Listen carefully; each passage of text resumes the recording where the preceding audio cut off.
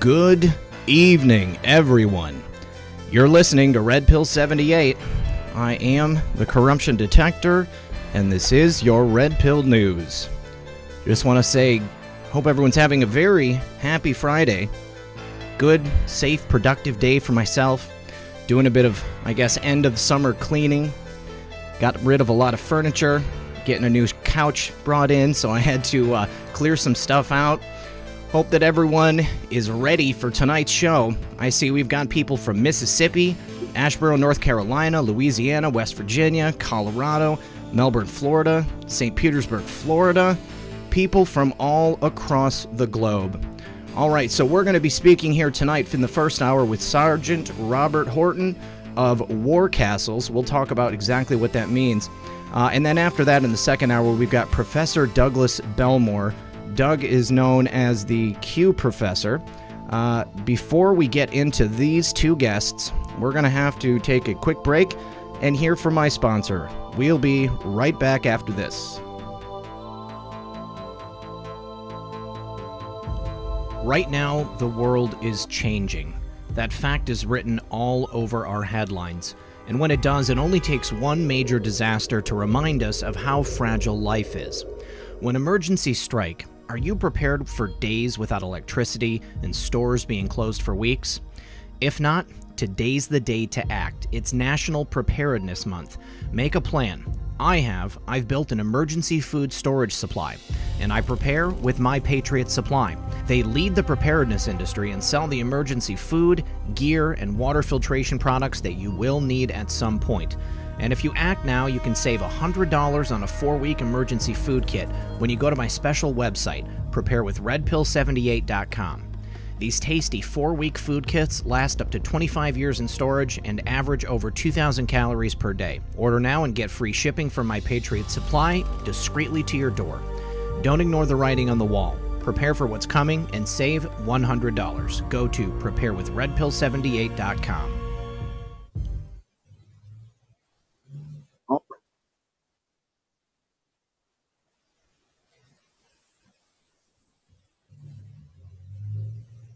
Sorry about that. I had to unmute myself.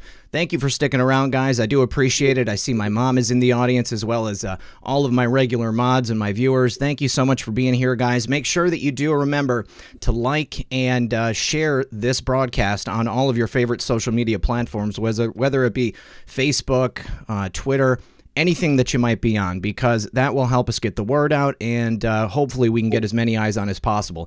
I want to thank you very much, my guest, Sergeant Robert Horton. Robert, how are you, sir? I'm good. Thanks for having me on there, Red Pill. It's my pleasure. Big shout out to all the guys in the special operations community, law enforcement guys out there that are tracking all this, along with, of course, the United States Marines, the first Marines out there as well that are tracking all this right along with that. So. All right.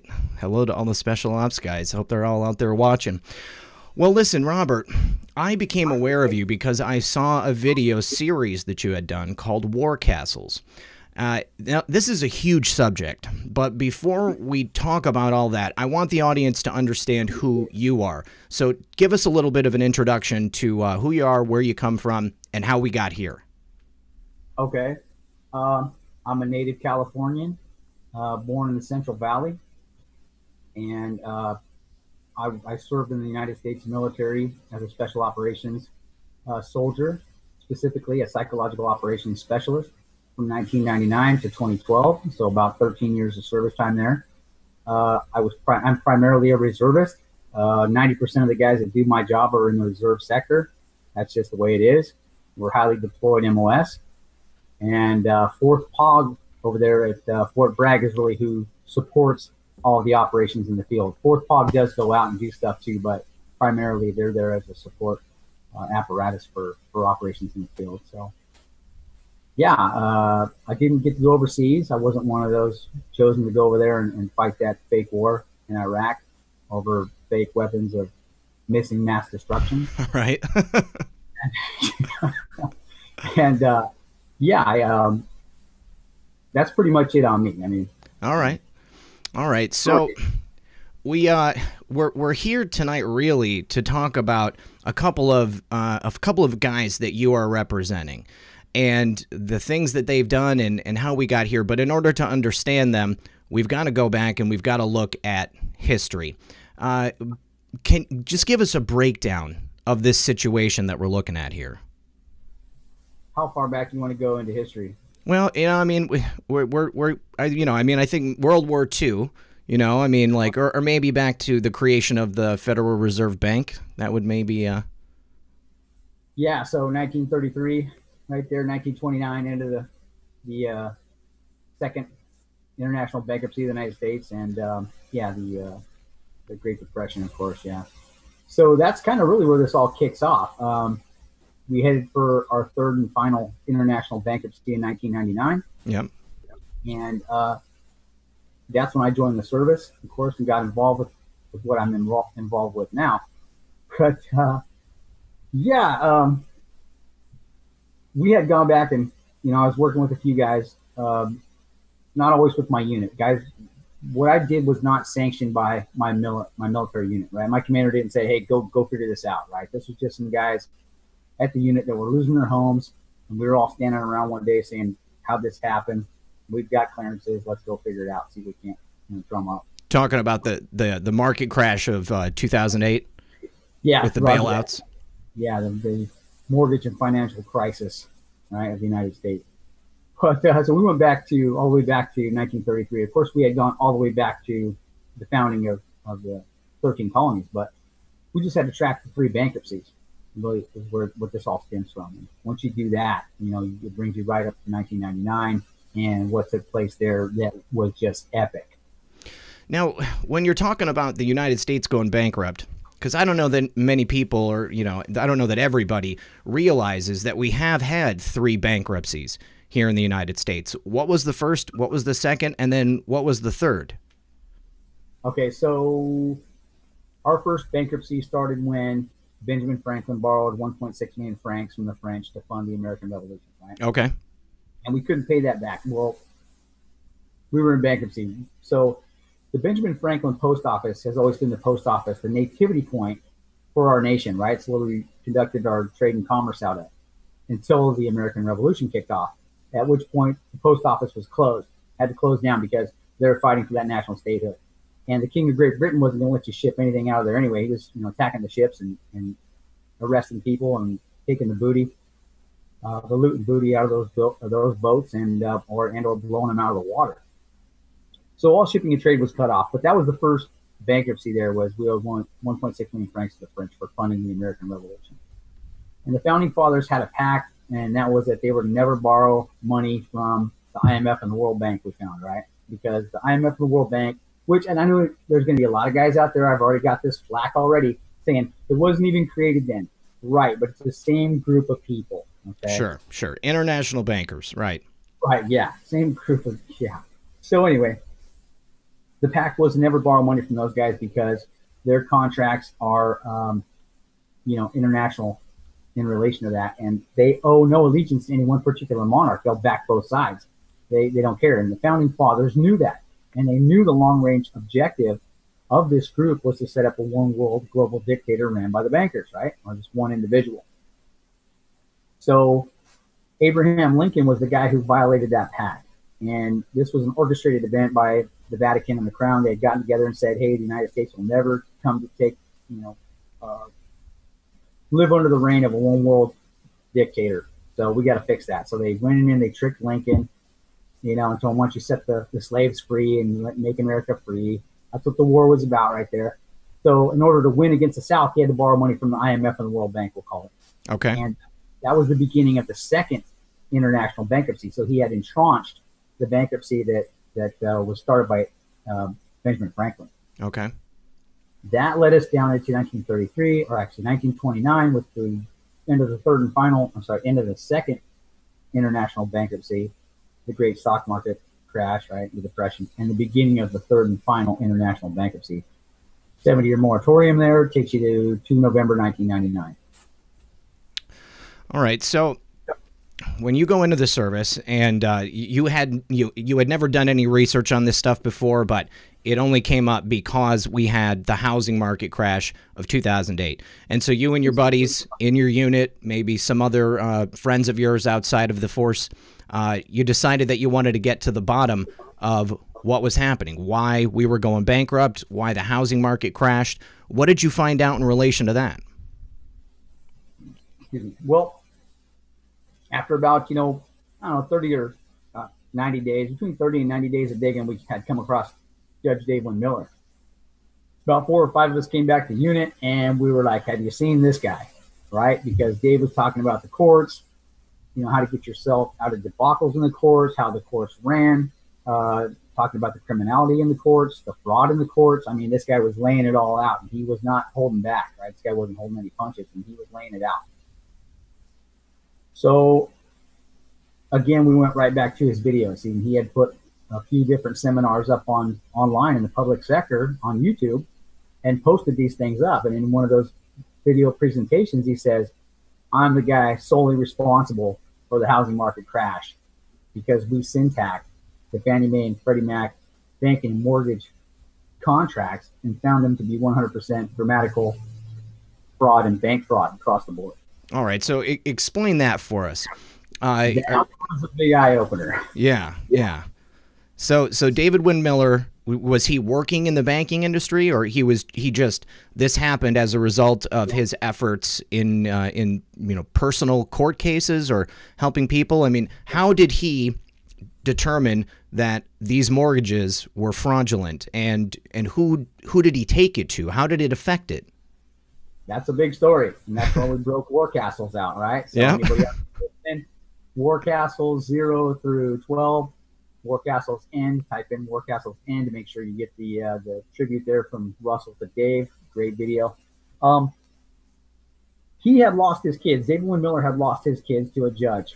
I believe it was Judge Rehnquist, sitting Supreme Court Justice. Supreme Court Justice. Okay. All right. If I'm not mistaken, I believe it was Rehnquist. Don't quote me on that. Even though I'm on the air, I believe it is Rehnquist.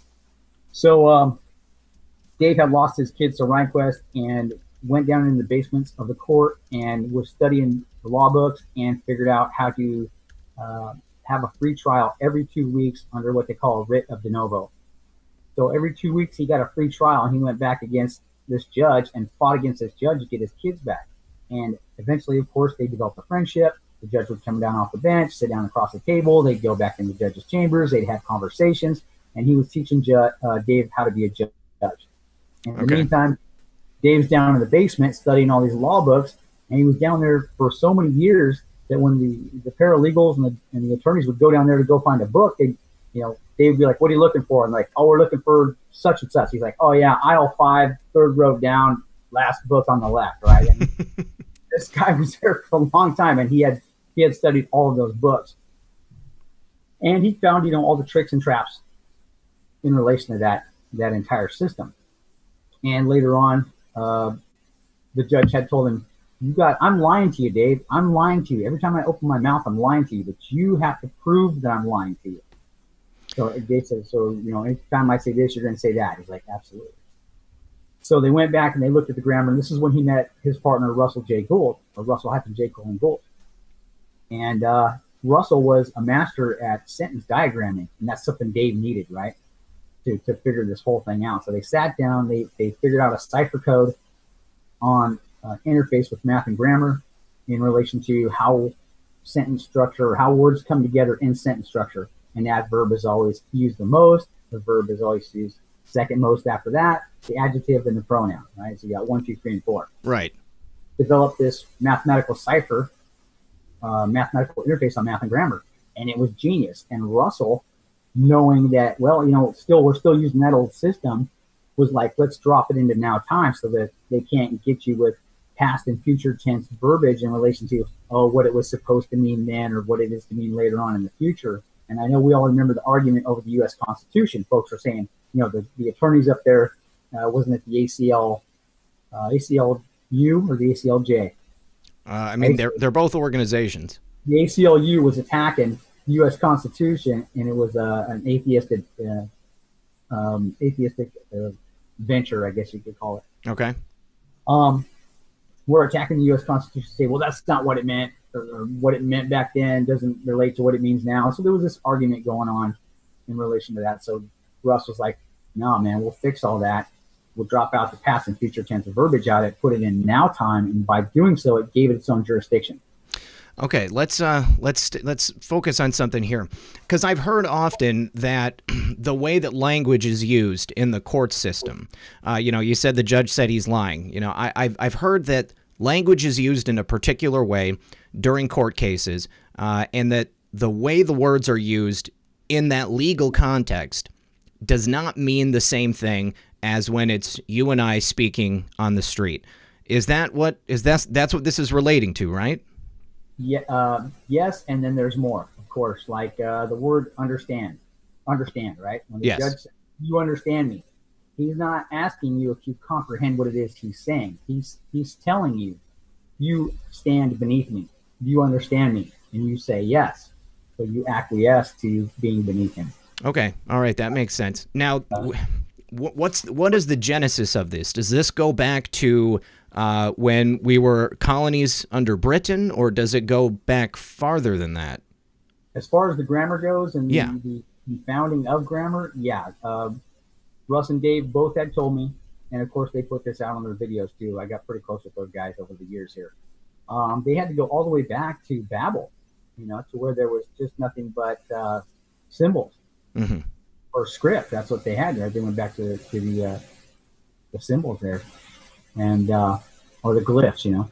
Sure. And found out where the damage was done to the grammar, and they, you know, from there moved forward with it, and it was demonstrated in our own dictionaries. They were like, oh my gosh, the word DE means to separate from, and they got it. You know, everybody knows this, and we'll just keep using it. The word deposit means in your dictionary you place a value somewhere, or you make a place something in another location.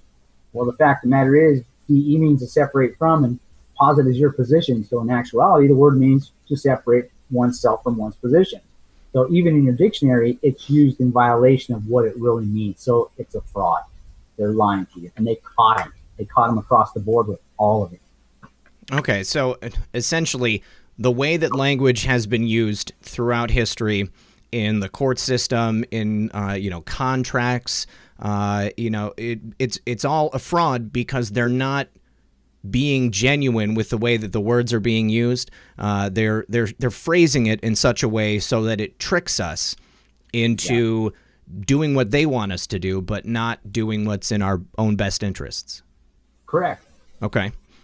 All right. So, when you say that they created this ciphers, with the now context, explain that, exactly what that means and what that does with the documents they create. Okay, so the now time scenario, right? Now time quantum grammar construct. What it does is it removes any ambiguity in the word or in the contract, right? So you can't argue over. There's no subjective interpretation available for you. You can't argue over what it's supposed to mean later or what it meant when it was written. It says now, right? It's in now time, is and are. So when they pick that contract up 100 years from now, it says now. It's in now time. They can't argue over it. It's like, okay, no, it still says today. Nothing to argue over here. You're in violation of the contract. Pay the fine or go to jail. So everything is in present tense rather than past or future tense. All right, so when they did this, you had said that they translated documents and books from the confusing usage of grammar and language into this now time construct. And you know, what did they do with that, with the documents and the stuff that they created? Okay, so once they figured out what they had in their hands, right, they went all the way back into the Masonic books, and they were like, David asked Russ if he wanted to be Postmaster General of the world, and of course Russ was like, heck yeah, right, and let's do this. And Russell was very serious, quite serious, deadly serious. He was not joking around, and I don't know if it was a pun when Dave said it or not, but apparently not, because the two gentlemen got together and created their own government system. Well, how could he be made the Postmaster General of the world? Is that due to the fact that during the bankruptcy in 1999? Yeah, it came to that, but they had to go back and resubstantiate all these Masonic books that the crown bases its authorities on, right? So they did stacks and stacks of these books. So they had to go back, syntax all these books using this grammar key, and then they had to rewrite all the books in the quantum grammar. So they had to create their own books, right? So this was a brand new system for coding and decoding, and the Vatican was all over it, and so was the NSA, right? Because this is huge. And so when Russ and Dave went back to the Vatican, and those guys said, you guys have created your own jurisdiction. You have your own venue completely. You created your own world venue. You mean as government? As in, okay, so as their own sovereign government, or do you mean like as a court system? No, their own sovereign government, completely from the ground up. They created a whole new government system with it in its own venue, separate from the one we're currently in. And how were they able to achieve that, and to achieve some level of recognition from these, big countries and places like the Vatican? I mean, what is that process?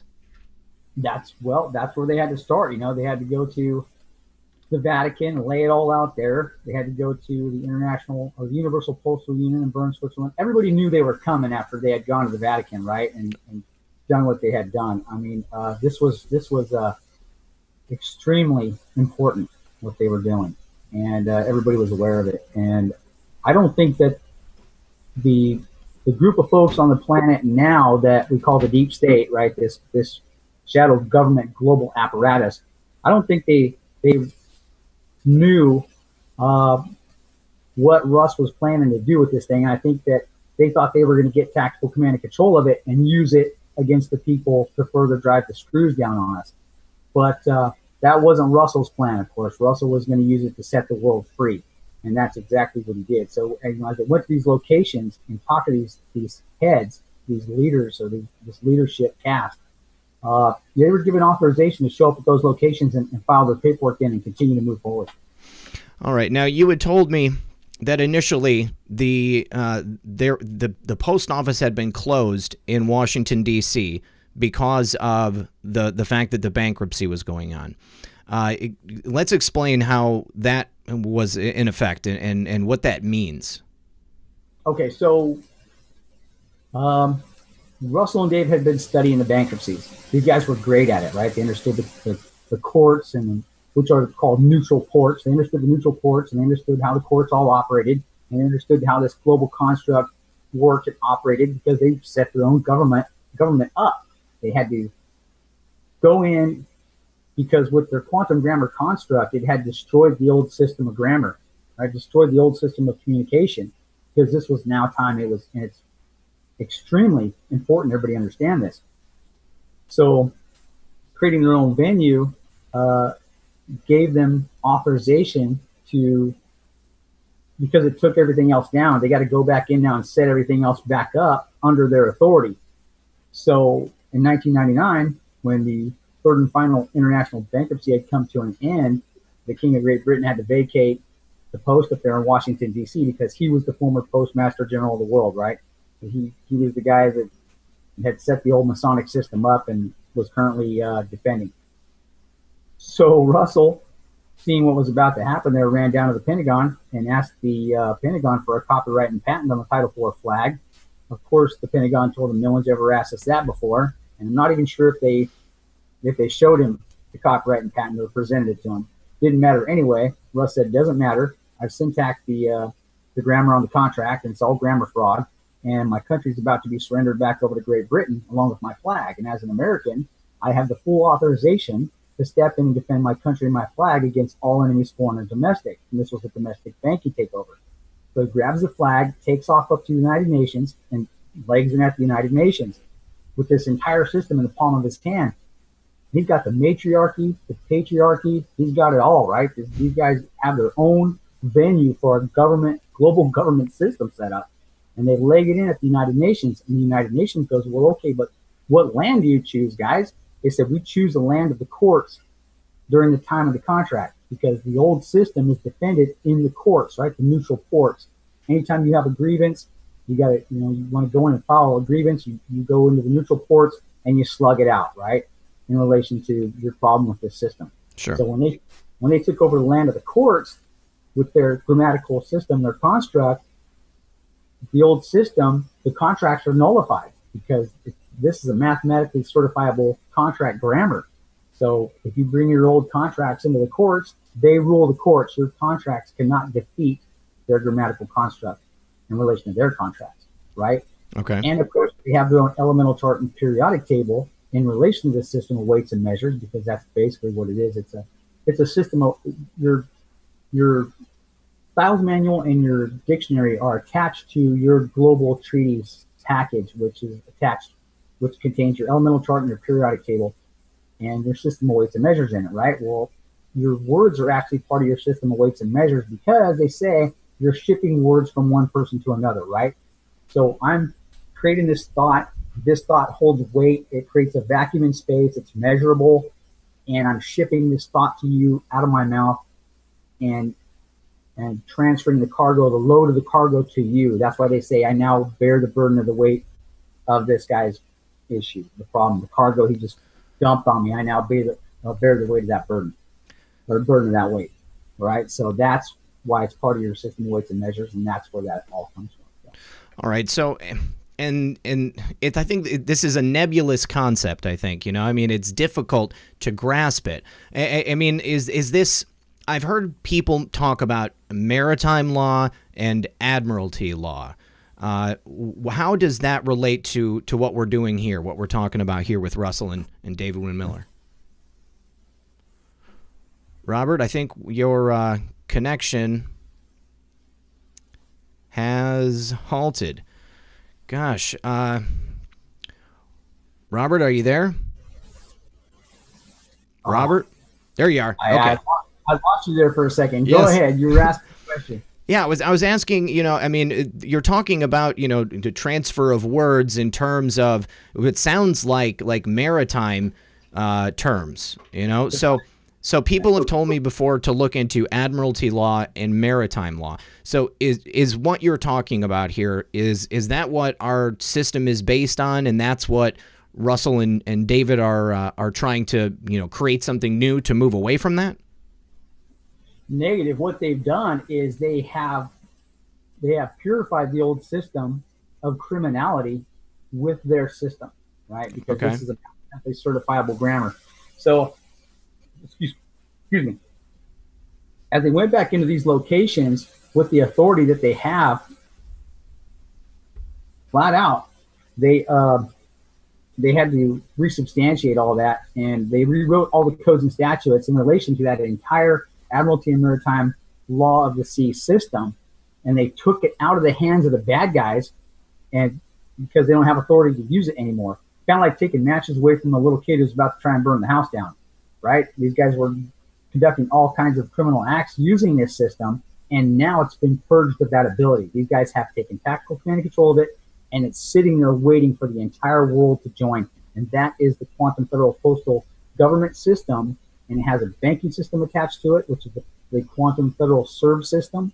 It has nothing to do with the quantum banking system you're seeing now in relation to cryptos. That's a fake quantum system. It's not the real quantum system as created by the original architect, Russell-J. Gould. So, I mean, this system's all set up, ready to receive everybody. There's a lot of people who have already joined it. The Queen of England has a claim of the life. I believe Prince Henry has a claim of life. I've held the Queen of England's banking charters in my hands, opened them up, and gone through the charters. I did the same thing with Prince Henry's, opened the charters up, went through the charters, because I was at Russell's house one time. For about 5 days I spent with him. And I got to go through all the trunks, right? He's got piles of trunks in his garage, the big footlocker type trunks, and they're full of all these treaties, right? So I was fortunate enough to get to go and peek through all that. So, yeah, I got to actually see it. It's real. So, and these are agreements that countries have with each other in terms of how they're supposed to be doing business. Is that correct? You're saying the charter, like you have to have a charter showing how you're supposed to bank with the United Kingdom or the United States. So, how were they able to achieve this authority in order to enforce their ability to do business as a sovereign nation?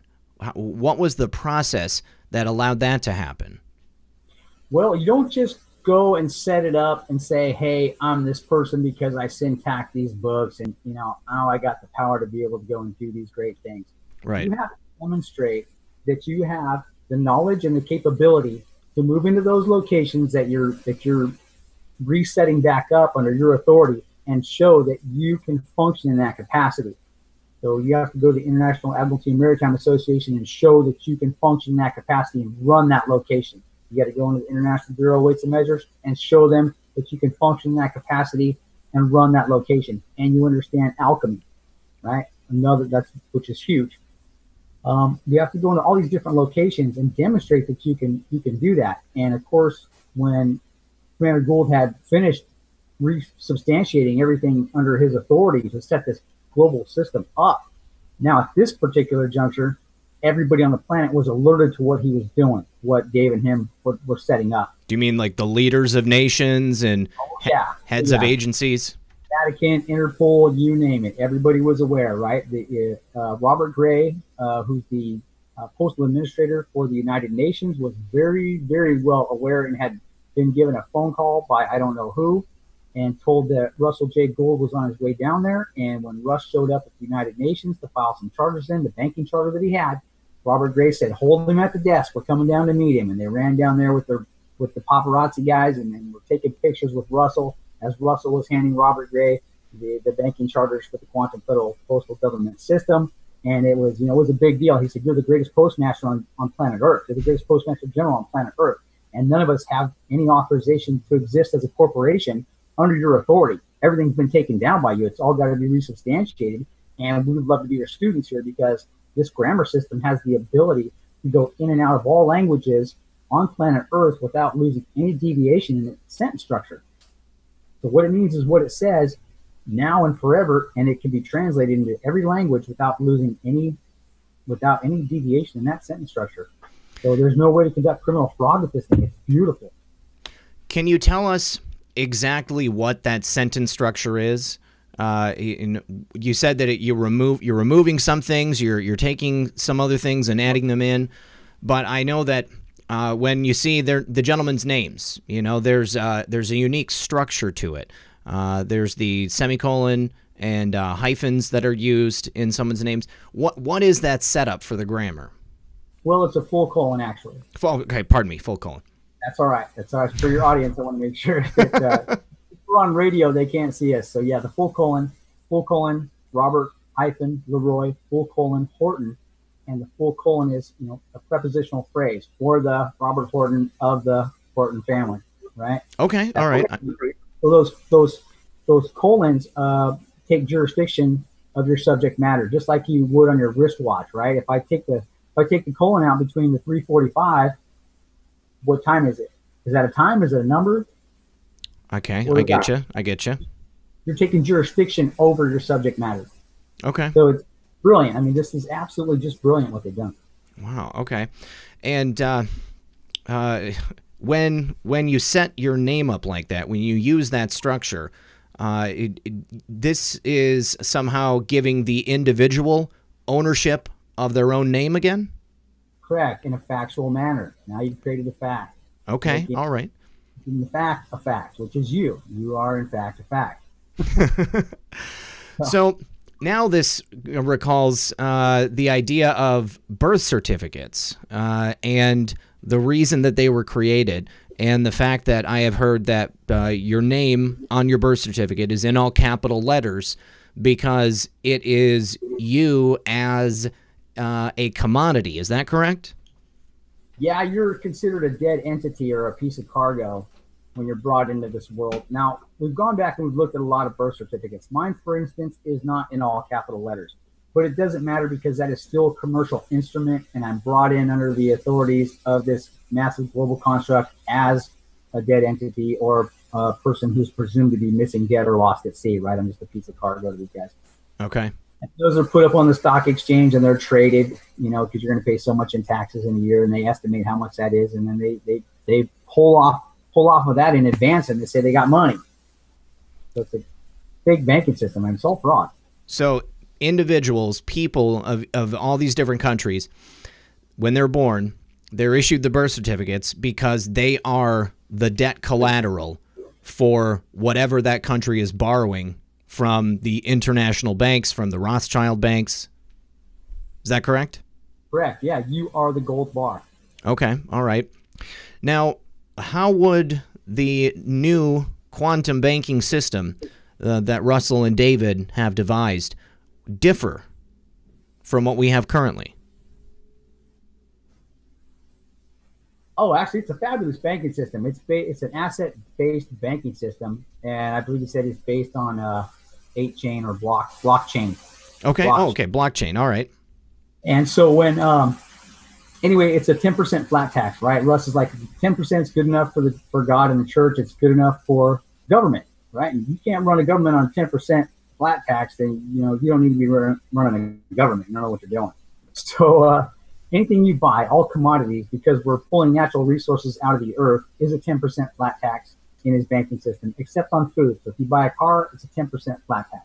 If you buy a home, it's a 10% flat tax, and there's no more property tax. Okay. Tax gone. Also, there's no more income tax. You get to keep your money. There is no IRS. No central bank then either? He's got a central bank, but it's a global system, yeah. And when they interestingly enough, when they filed those charters in, Dave had took them down to China a little bit later, and sat with some generals from the Chinese military and gave them this banking charter, and without any authorization. So it was an act of treason on David's part, because he just gave them the ability to figure out how to build a bank, because that's what's laid out in there is this technology, and no one knows how to build a bank. They're all being built off the Rothschild's banking system, right? Sure. Other than the ones that are in the Middle East based upon oil, and down in South America based on oil. But so Dave went down there and gave this to the Chinese military, and they took this thing apart, dropped it out of now time, took the tricks of how to set a bank up, and when they did, 45 days later, the BRICS was created.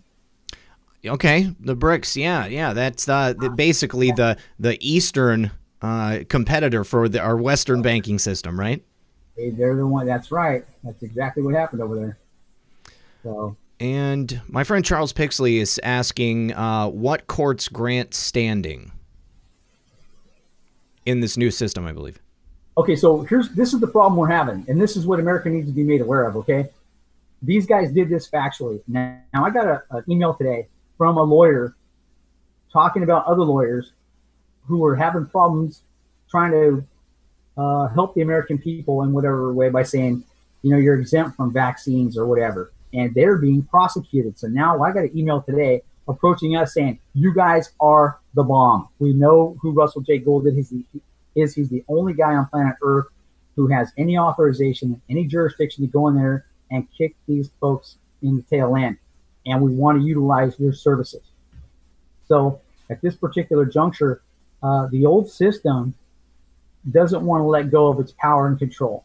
So as you go into the courts, that's why Dave was teaching everyone how the courts operate, right? Because they own the land of the court. So he's got to show you how his country works. And that's basically their country is the court.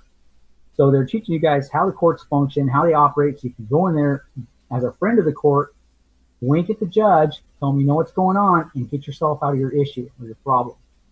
The courts at this point, if you go in there and you don't know what you're doing, you're trying to file these documents in now, as we've moved along, they're calling it grammar terrorism. Right? Because you're terrorizing the courts with the truth. Sure. Which is ridiculous. You're terrorizing the courts with the truth? Are you kidding? Is that even possible? So outsmarting the court is an act of... Yeah, right. Outsmart. Get yourself out of your case is terrorism. I don't get that. But that's what's going on. Yeah, so there is a changeover taking place. The courts have been alerted. When Russ went up to the World Court at The Hague and took the World Court at The Hague down, which he did, now when you mention his name up there, the justices up there at the World Court at The Hague actually cringe. They, we were told they literally cringe when they hear Russell's name, because he's the chief judge up there too, and they all know it. Real quick, I just need to say thank you very much to Jeff Stewart for that super chat. Also to Exit 8 Productions. Oh, for my buddy Gaffer and what's up, buddy? And then Bedridden Bear as well. All right, so getting back to the authority that that Russell and Dave have, how do they enforce that when you have these long-standing systems? Like you said, power does not want to relinquish the power that it's controlling.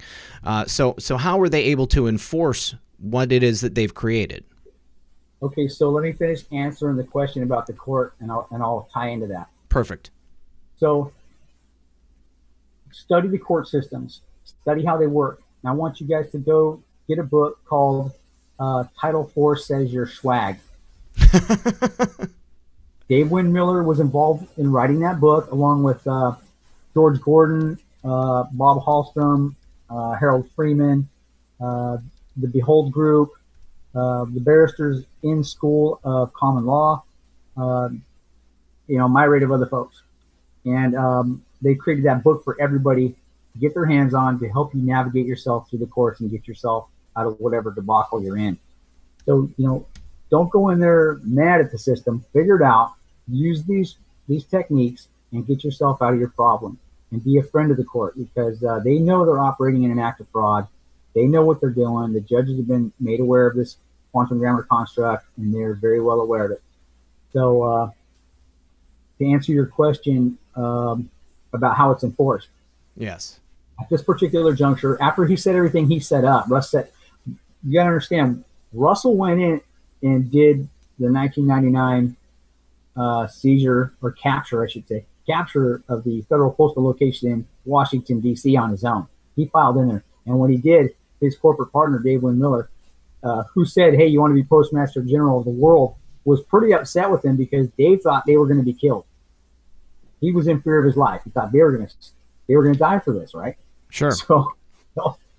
So after he set it all up, he went back, Russ went back and talked to the International Monetary Fund about his banking system and a plethora of other things. Some of the stuff's classified. I haven't even been told about everything they discussed over there. But they told him, well, you got your own system. You're a global sovereign. You kicked everybody's butt on this. And wow, man, you're the guy that did it. We didn't think anybody could do it. I mean, what he did was, it was phenomenal. It was a phenomenon. This thing was meant to happen. And they told him, good luck exercising any of that authority. And until the military figures out what you've done and gets behind you, and just flat out told him to his face, the American people are too stupid to believe, let alone understand any of it. Good luck exercising any of that authority. Right. So at this point, they've kept him pretty much poor and destitute. I mean, he can create his own wealth. He gets into the mineral and mining stuff, and uses his elemental chart and his periodic table, transmuting and mining metals and trading them where he needs to trade them to get whatever type of cash he needs wherever he's at. But that's the big problem, is he doesn't have the military enforcement behind him. The Navy was with him 100% across the board when he did it in 1999. But after everybody figuring out what Russ was doing, the Seven Thunders uttered their voices and said, we're not doing that. That guy just kicked our butts. So sweep it under the rug, shut up, we're going to disavow all that, let him play government on his own, and we'll just keep going forward. So basically just ignore whatever it was that he's put together. Now,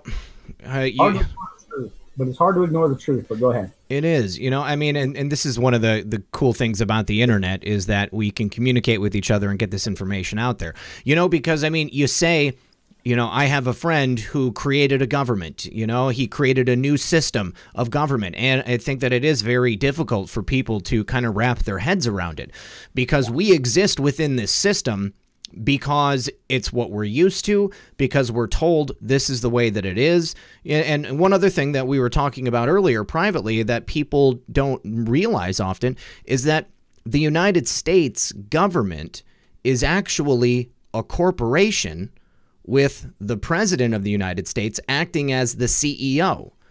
And every country is its own corporation. And it wasn't always like that.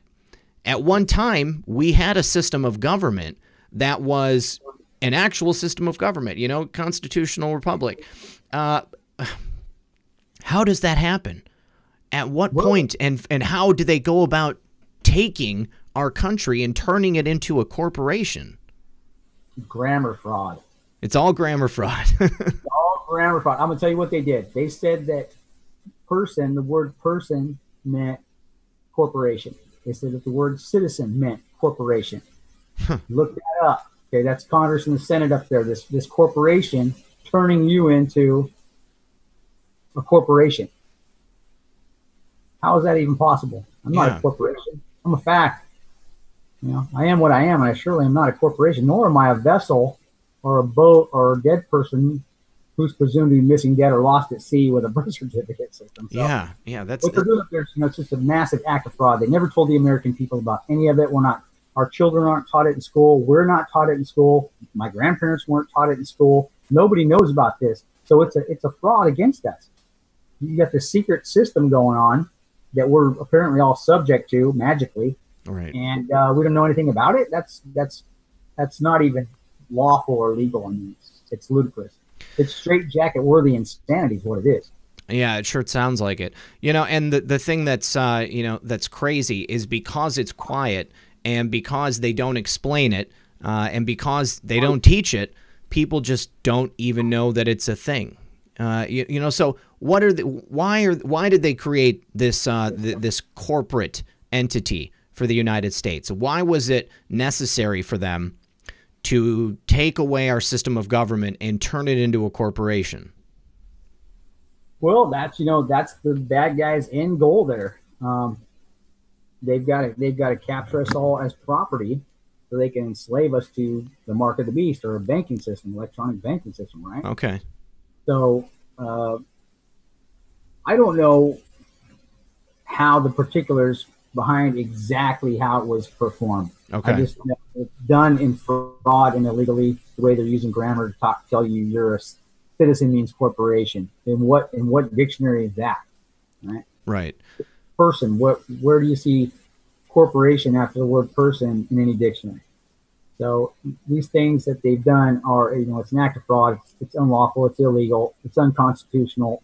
You want to use that term. But yeah, when they did it, it was done in an act of fraud. That's all I can tell you. I mean, they had no authority to do what they did. It sounds like kind of what FDR was warning us about, right? In the WarCastles overview video, is saying there's people that are saying, "Hey, just hand it all over to us. We'll do more of it. We'll do it bigger. We'll do it better, and it won't cost you anything except your freedoms." Exactly. Sounds like the whole point of it was in order to enslave us into this banking debt system that we find ourselves in today. Because when the United States takes money from the Federal Reserve, in order to get that money, we have to pay, whatever it is, percentage back. So that means that perpetually we will forever be in debt. Doesn't matter how many people are born, doesn't matter how many birth certificates we have as collateral on that debt. If we are given $1 and we have to pay back $1.10 on every single dollar, then that means that forever we're going to be borrowing. So in order to keep us enslaved in this Federal Reserve debt system, they created us and the entire country as corporations, and it essentially allowed for us to be ruled from afar. Now, the rulers, as I believe you've laid out, that would be would that be the banking families, the Rothschilds, the Vatican, and the city of Rome, or excuse me, city of London? Got it. Okay, tell us about that. City of London, the city of London, the Vatican, the Crown. Yeah. Well, the Empire of the Three City-States, right? You got London City, the Vatican, and the Pentagon. Those are the three locations on planet Earth, the three war castles, so to speak, that substantiate the empire of the three city-states. And there's a fourth empire that is the United Nations. Okay. And that's what they want to get set up, is they want the United Nations to act as a global government with a one world global dictator running the United Nations. That's the long-range New World Order objective here, and then enslave you all to this electronic banking system by giving you all a microchip, right? Mark of the beast. Right. We all know it's coming. It's a simple warfare effort to follow. And if you guys go to WarCastles overview, which is up on YouTube, you'll get a lesson from me. And again, let me just put this out there as a disclaimer, or as Commander Gould would like to say, a claimer. This is a crawl phase video, guys. Okay, we got to crawl before we walk, and then we got to walk before we can run. This is a crawl phase video, just to give you an overview of what the long range objective is and how it got started. There's a lot more detail to it, of course. I didn't get into it because I didn't have the time. But we're going to get into the corporate construct and how these corporations have, like you say, Red Pill, how did they get into power?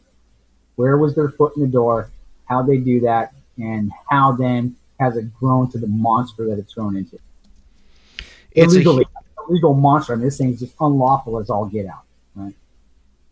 I mean, it's an enormous subject, you know. I mean, we've touched on all of these different pieces of it. We still got 10 minutes left, but I do want you to come back so that we can kind of take each of these pieces individually and dive into it specifically. I just want everybody to know that I dropped the link to the WarCastles overview into the chat, and I've also put it into the description of the video below.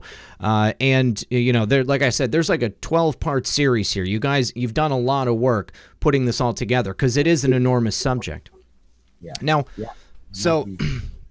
so now you had mentioned that there was a fear of reprisal on Russell and David. You know, what have they gone through since, you know, devising this, you know, new and free, if you will, system of government and people? Well, like I said, okay, let me jump into that for you. So when Russell J. Gould ran down to the Pentagon and captured the flag and took off back up to the United Nations, and then during that 18-day vacancy that the post office in Washington, D.C. was vacant, the king had to vacate the postal position for 18 days on 7 November 2000, and that postal location was open for capture. At that point, the Navy didn't have a flag and they didn't have a country. It closed down. The country was closed down. They didn't have authorization to conduct maritime operations. So Russ had to go down there. He had to be there on the day that it opened up to keep the continuance of the evidence for the postal location open, but now was under his authority, not under Great Britain's any longer. So he had just succeeded Great Britain as a sovereign for the nation. The Navy was very well aware of it and were like, holy cow, outstanding job, and signed a lease contract with Russell for the Title IV flag. They could continue to defend the country offensively or defensively, still conduct maritime operations. Now, when you say the Navy, who in the Navy signed this with him? Oh, the Department of Defense, Secretary of the Navy. I believe they had, I think it was under Hansford T. Johnson, I think, was acting SACNAV at the time, and William Ball was under him, and he signed off. Actually, it might have been William Ball who was SACNAV at the time. Either way, he signed off on that contract for the Department of Defense as SACNAV. So SACNAV was, the signatory to the contract. So the Department of Defense was behind him. And when Russell had took off after that to go resubstantiate the globe under his authority, when he got back into the United States, the five-star trust guys in the CIA grabbed him up, and they literally beat the heck out of this guy, took him into the courtroom to make him prove to them that he could handle himself at all of these locations he just went back in and reauthorized, and that he could conduct operations from those locations as that person. And after the war trials were over, he was found to be 100% correct, and actually found to be better at it and understood it better than they did, which baffled them. They were like, how did you learn all that? And he said, well, if you had clearance to know that, you would know. And since you don't know, obviously you don't have clearance, so it's none of your business. So they didn't like to hear that, but it was the truth. And, they granted him all the authorizations that he had substantiated with this global construct they set up. So he is who he is, and he proved it. Yeah, I would have to imagine that if this wasn't real, and he hadn't created something that could be a legitimate threat to this global power structure that we have around us currently, that they would have just completely left him alone and ignored him. Now, so how do we go forward from here? I have had some people in the chat asking what they should do with this information. I mean, how would people get a hold of you? How would people reach out to Russell and Dave? And what do you want them to do with this information? Is there like a central hub that people can go to for info on this? Yeah, absolutely. Hold on, before I go to that, let me tell you what they did in the congressional record. So once they donated the flag to Commander-in-Chief Gould, it's in there in the congressional record under donated, right? It said it was donated to him. After that, they put a claimer in there saying that they could change the flag dimensions or the way it looks to anything they want it to be. And then they put everything under Title 36. And after that, since it's not the Title 4 flag anymore and it's whatever flag they want it to be, they said any soldier can now salute it, whether you're in uniform or not. And I remember that was a big thing in the press. Everybody was seeing that. That's what that was all caused from, guys, because he had captured the Title 4 flag for the country, and the country didn't have a flag. They said, well, we'll make it whatever we want it to be. It's still going to be red, white, and blue. But now, since it's not the Title 4, anybody can salute it. Doesn't matter if you're in uniform or not, right? So how you can get a hold of us. Yes, we have a webpage called warcastles.com. And, of course, we've cranked out Russell's Commander-in-Chief Gould story. We went and interviewed him about a year and a half ago, almost 2 years ago now. And he personally tells his story. This is his testimony. It's beautifully done. We had a great guy who's a former military guy himself, turned producer, who cranked this whole thing out for us. And a big shout out to him, Robert Atkins. Great job. Thank you. And the WarCastles documentary series is up on YouTube. It does go 1 through 12. I'm sorry, 0 through 12.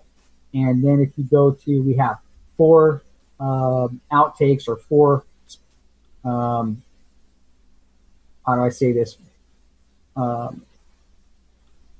Investigations on certain topics. One is Bush, other one is Rockefeller, Rothschild, and Pike. So WarCastles Bush, WarCastles Rockefeller, WarCastles Rothschild, and WarCastles Pike. And that'll take you back to WarCastles overview.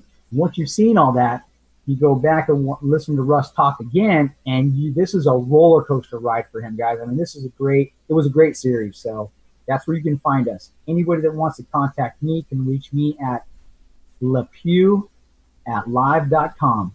And that's Lima Echo Papa Uniform Echo at Live Lima India Victor Echo.com. LePew at live.com. Yeah, you can also reach Commander-in-Chief Gould the same way. He has his email location up on the WarCastles documentary videos. It's in several locations, and that is for the chief at outlook.com. Outlook.com. Okay, great. And what we've got to get going here is we're basically trying to get him, our effort is to get him into the public sector so everybody can see what he did. And once you watch the WarCastles overview, there is a massive reveal in there, guys. Okay, I'm going to give you a massive reveal as to who this guy is. And when you see it, you know, you're going to be jumping up and down. And we were too. We were jumping up and down, excited, just overjoyed for the blessing that was just dumped onto this country that has been kept from the American people since 1999. And it really wasn't completely fulfilled until 2012 when he finished the last leg, so to speak. No pun intended there. Anybody that's watched this thing and knows what I'm talking about. That should make you laugh. But yeah, gosh, I forgot where I was at. I hate when I lose my train of thought like that. No problem. No problem. Well, so I highly suggest that everyone go and watch the WarCastles videos because, I mean, like, you know, that's why I said at the beginning, you know, let's start in the past because you kind of have to. You know, Robert, you lay out several hours worth of history, you know, before we even get to the bankruptcy. You know, I mean, like, it's a lot of information. And I think the most important thing is that this is a viable new alternative system to what we have currently, but it is necessary for people to be educated about it in order for it to kind of break through that public consciousness. Right, and like I said, the big reveal in it, the massive reveal in there, should snap everybody's head around to this thing like that. basically we're trying to get him into the public sector, into the public purview, and we want to get him in front of the Joint Chiefs with the cameras rolling so that you guys can see the truth manifest, right? We don't want to get him in front of a president. The president is in charge of a bankruptcy. I don't want him talking. He's a global commander. He doesn't need to be talking to a guy who's in charge of a bankruptcy. This guy needs to be talking to the Joint Chiefs of Staff, and they all know who he is. They all know what he's done. They're very well aware of what I'm doing. We're being very transparent about it, and our effort is to bring him to the forefront of things. And I just wanted to share this with you before we go. Should I break this out? Go ahead. Go ahead. So this was just signed and enacted August 30th of this year by President Donald John Trump. And I'll just share this with the audience. Executive Order on establishing the National Quantum Initiative Advisory Committee. So this is in relation to Russell and Dave's work. Yeah, and like I said, they're working on this whole. There's another quantum initiative going on with this Bitcoin stuff, right? This right. cryptocurrency stuff, but that's not the actual quantum federal serve system that Commander Gould has set up. That's not the banking system. This Bitcoin banking system is not the banking system Commander Gould has set up. He has set up, like I said, asset-backed banking and blockchain, based on blockchain stuff. I'd rather let him discuss that with you. I'm not a bank guy. I'm a psychological operations specialist. Right? I got involved because of what was going on with me, and the guys in my unit got involved. The rest of the people that we know got involved. And I don't hang around civilians. None of my friends are civilians, so to speak. We're all former military guys, veterans. I still have a bunch of partners in active duty that are sharing this information, passing around. The United States Marine Corps, a bunch of the first Marines are all over this. They've run their investigations as well, and we've all come back with the same information. It's not one person's opinion here or there. This is all factual. This all happened, and it's a reality, folks.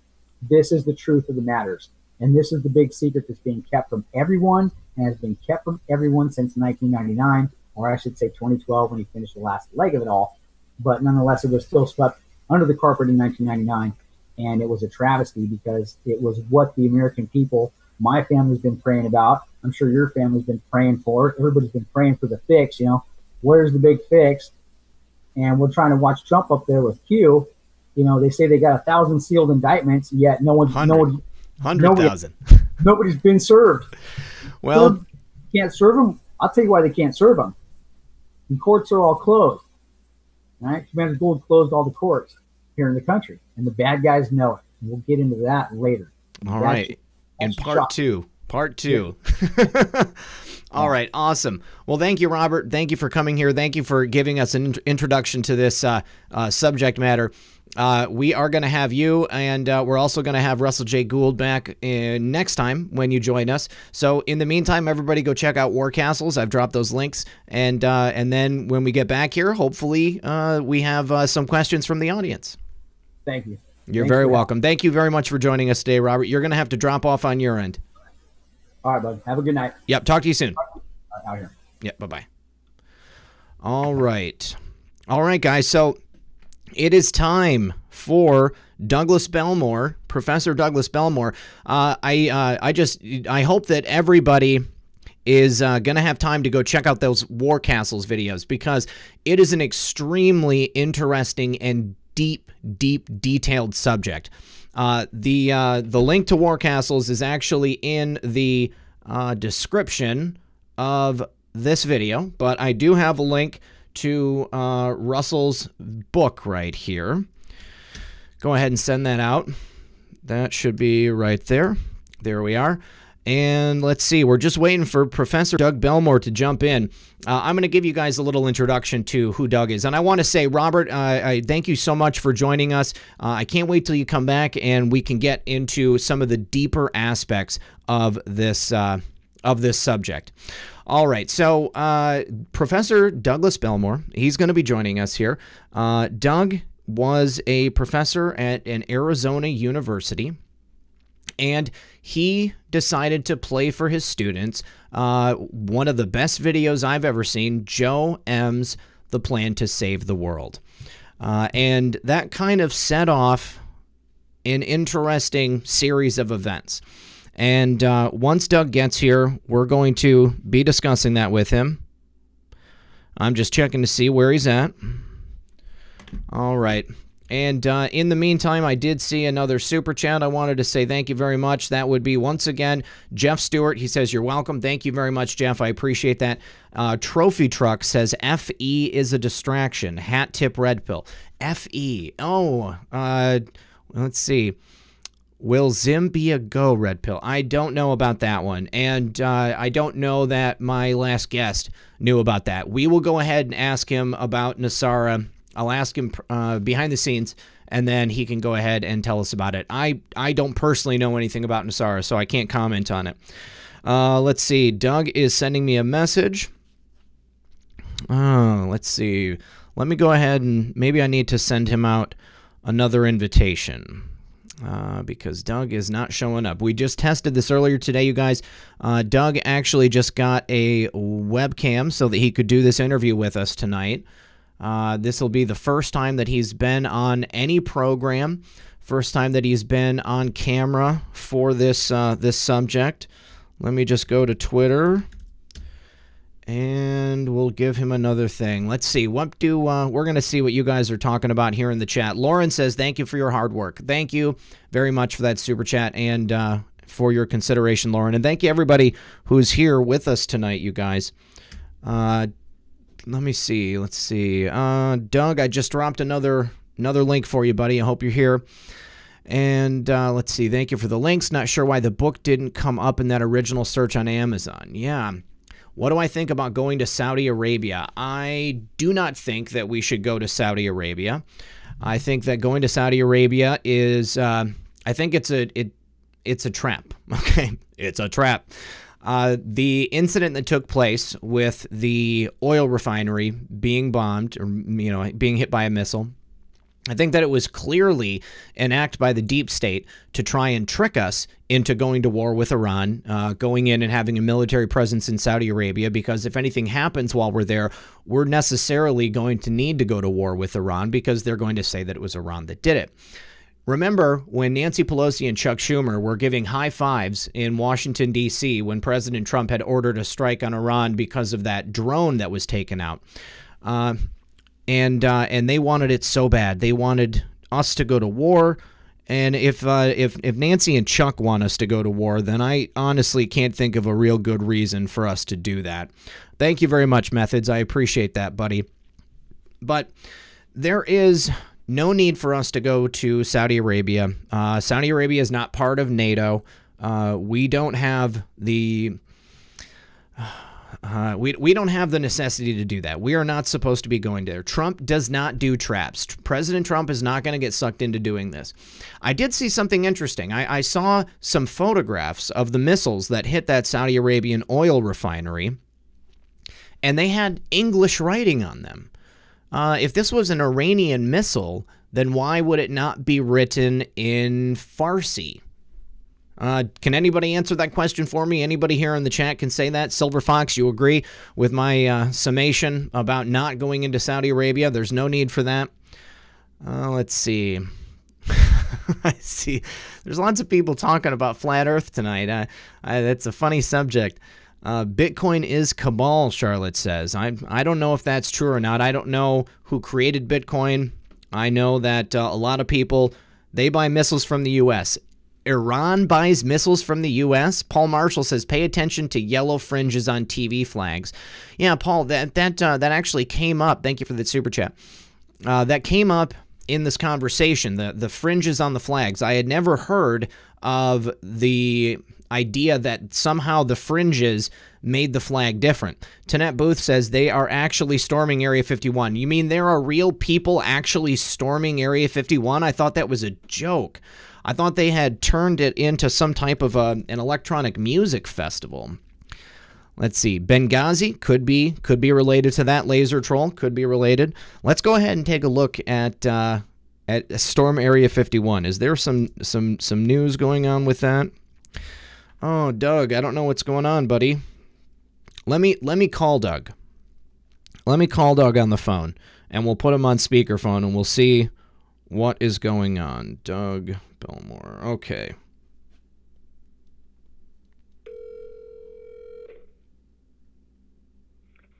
I'm right here, brother. How are you? I'm good, Doug. How about yourself? I'm not good at all. My computer's frozen. It's been freezing 6 times a day. I can't get a hold of you. Okay. I'm looking at a frozen computer screen right now. Have you tried restarting it?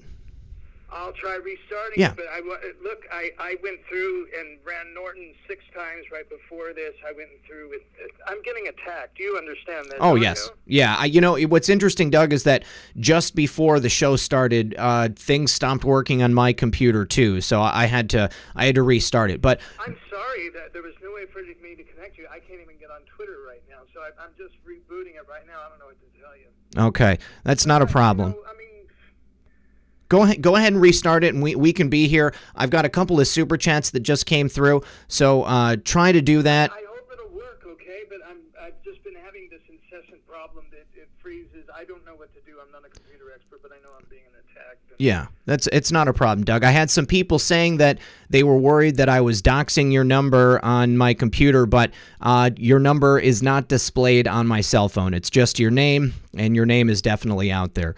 Well, if this doesn't work, are we going to talk on the phone or just cancel it or what? No. What I'll do is I'll call you from my computer.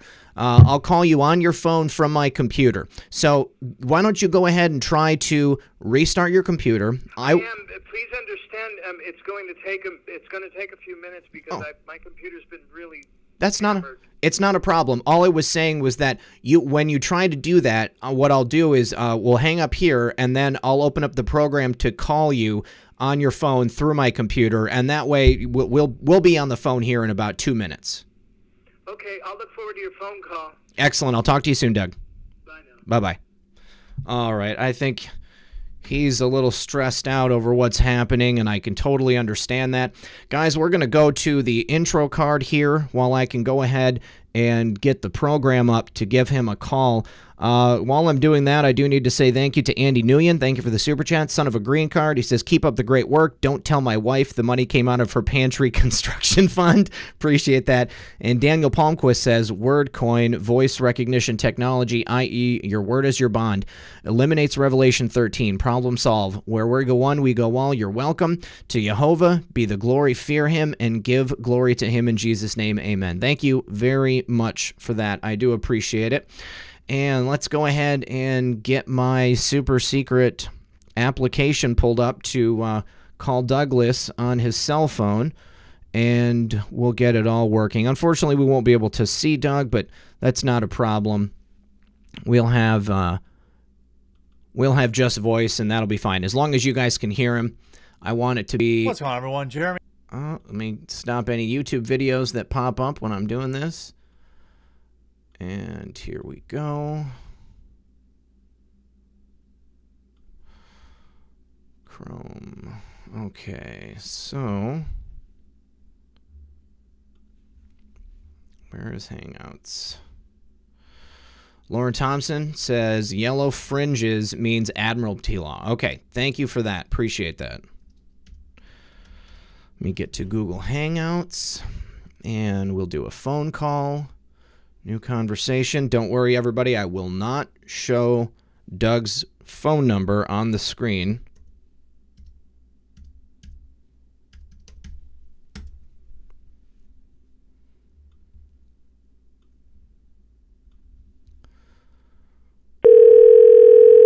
All right, here we go. Thank you for your patience, everybody. I do appreciate it. Hello. Hey, Doug. How are you, buddy? Well, I just clicked on your link again. I'm seeing if it will work. It says here, if you can help me. Oh gosh. It says the link needs to be opened with an application. Zoom meetings. Choose other application. You know what? It's okay. It's okay since we've already got you on the phone and everybody can hear your voice. I think that's good. Oh, they can. Okay. Yeah. I think that's good enough. So not a problem. Well, listen. Computer problems aside, I just want you to go ahead and close it. I don't want you to stress about it. We've got you here, and I just want to say thank you very much, Doug, for joining us on the program tonight. I know that the audience is very excited to hear what you have to say, Well, can we start by saying I'm rather angry that somebody's attacking my computer. It's been freezing a half dozen times a day, and of course, it just went completely wacko right now in the last hour when I was trying to get a hold of you. Yeah, well, yeah, unfortunately, it's not an uncommon occurrence. I see it quite often, and you know, I prefer to look at the good thing is that we are on the phone right now, yes, and whoever is messing with your computer, we already beat him because we got you into the show anyways. Well done. All it's right, nice Doug. to talk to you, Red Pill. It's a pleasure to speak with you, too. And I see my good friend True Reporting. Thomas from True Reporting is here. Awesome. Good to see you. Awesome. Yeah. Well, I'm a big fan. Thank you.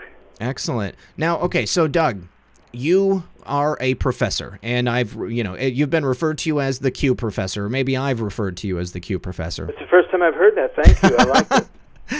Well, I had heard about you on my good friend Methods and Space Shot 76's show.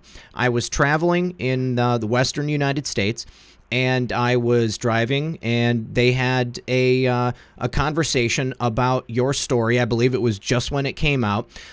You had played for your students at an Arizona university, The Plan to Save the World by Joe M. Is that correct? At a community college in Mesa, Arizona, yeah, I was very shocked by the results. Yeah. So now, when you played that for your students, what was the reception like from the kids themselves? Well, I think of them as young adults. You know, we had Marines in the class, and I brought up the Marines because there were two or three that were very receptive and warm. I think most people are bewildered when they first hear of Q and the plan. Right. It's overwhelming, and I understand that, but I don't think it warranted my being attacked by the mainstream media all over the world and my losing my job. No. And that's the point of this, is that you exercised your free speech to show your your students a video that's very positive, that really tells the story of what's going on and opened a lot of people's eyes. Joe did a fabulous job with that video, and I think that actually Joe is here in the audience with us as well. I saw a couple people saying hello to him, so thank you very much for showing up tonight, Joe. And by the way, Joe's been a very dear friend since this has happened. He's been very warm and encouraging. Joe's a great guy, definitely, yes. Definitely. So you showed your students this video, and were you able to show the whole video, or did someone come and stop you at that I time? showed it all, and I didn't think there was a problem really until Thursday when the new Phoenix Times reporter busted into my room and chased my students out of the class. And then when I came home, I found a nasty review. I got phone calls from the Washington Post, emails from them, and it all went downhill from there. Oh, wait, so a reporter from a newspaper, local newspaper, he came into your class in the middle of class? That's right. He broke the law. It's illegal to do that. And I haven't heard anybody respond to the fact that he broke the law. I didn't break the law. No, you didn't. So after did all the trouble start when they started trying to smear you in the press? It happened very quickly. I didn't understand it. The Chronicle of Higher Education, The Hill, the Daily Mail, and everything they said was false. Nobody ever interviewed me. They said things like babbling, I was under fire, I was fuming. How do they decide that when they're in London? I don't understand. So basically, they're just making things up about you, trying to crucify you in the press. Frankly, I'm nobody. I think it's just given validity to Joe's presentation that this is all true. Otherwise, why would the Daily Mail be attacking a nobody in Arizona? Exactly. And it seemed to be coordinated, I mean, like there was one story about the fact that you played this video, and then all of a sudden, all of these major mainstream news outlets start coming out and attacking you for doing so. I mean, why would they want to destroy someone with, a low profile like you? The only reason that I can think is because you are a legitimate threat to the operation that they have going on, trying to keep everybody asleep. Well, it's unfortunate if I'm the sole threat, because there are hundreds of millions of people in this country, and I can't believe that I'm the only one who's following Q. I can't believe there are other educators out there who don't feel the same, and I'm sad that they don't have the courage to stand up and say something. That was my next question. Have any of your colleagues stood up to say that your firing was unnecessary?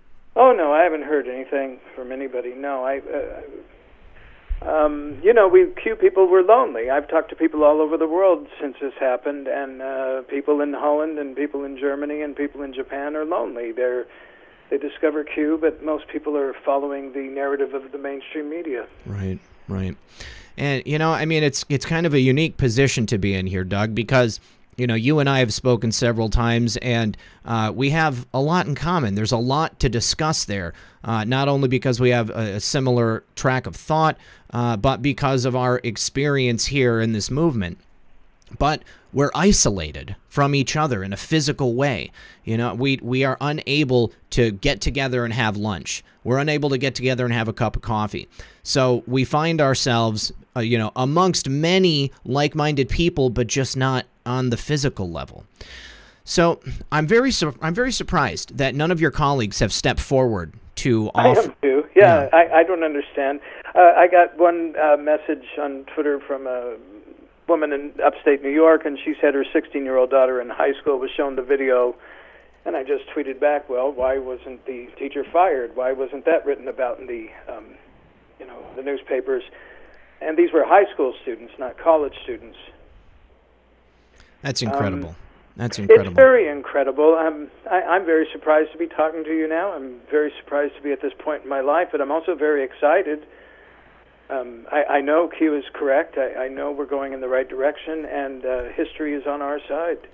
I think that you're absolutely 100% right. And I just wanted you to know that I've seen several people in the chat say that they themselves are educators, and they have the same opinion as you. They feel the same way. I have to believe that there must be some better opportunity out there. If you're no longer able to work at that particular university, can you tell us what reasoning did they give you for taking your job away? Well, initially I was told that this was a bad move to show this video. Then I was told that I was grieving because of the passing of my mother. I'm not. I'm a Christian, and I told them I was full of joy that my mother had gone to paradise, and that's my First Amendment right to do that. And the college insisted that I see a psychiatrist, and every person that I've connected with related to Q said, no, this is a bad idea. And you and I both know I was being set up. Right. If these prefabricated articles were written, then, of course, this psychiatrist already had his stamp of disapproval written. And anyway, I wrote back and I said I decline on. And by the way, they told me face to face I wouldn't have to do that. They said we can't make you do that. A week later, they said you have to go see a shrink. And I said, well, if I have to, I'm going to choose him because I decline on religious grounds. I'm not grieving, and I don't think I'm crazy for showing Q. I was never given a reason for being terminated. I was just told your services are no longer needed. And this came the day after Trump had tweeted that Bolton's services were no longer needed. And I wrote back to the college and told them they plagiarized the president. How lazy was that? How foolish was that? Doug, have you had the opportunity to speak with a lawyer regarding your separation from the college? I contacted Jim Watkins and his lawyer. Okay. I'm contacting a lot of people. I've contacted the White House. I heard what the president had to say about the mainstream media. I heard angels singing when he said this. We're living in a special time in history. I'm full of confidence. I am very comfortable and I'm full of confidence. Good. I mean, that's important. I think that you're right. We are on the right side of history, and as things play out, the truth will bear out. But in the meantime, it's disconcerting to think that they can do this. They can take away your livelihood because they don't agree with your political opinion. Do you know if Arizona is an at-will state? Are they legally able to just fire someone without any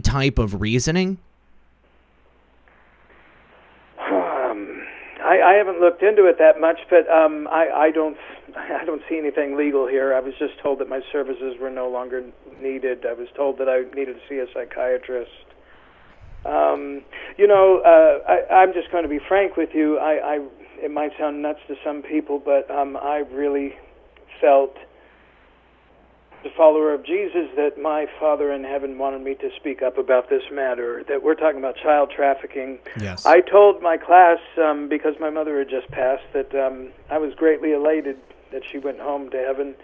And people can judge me if they want, but I told my class that as my parents went home to paradise, I have nothing else to live for other than Q's fight against child trafficking. And I meant it. I mean it with all my soul. I would like to devote my life to this. The college told me that I told the class I didn't want to live anymore. I didn't say that. Twisting I said I had words. nothing else to live for other than this Q fight against child trafficking. You see how they twisted the words? Oh yeah, and I can tell immediately. You're not married, is that correct? You don't have any children? Yeah, I'm very free. I can do this. Right. I'm not married. I don't have kids. I don't have a mortgage. I'm free, and I can pursue Q. It makes perfect sense.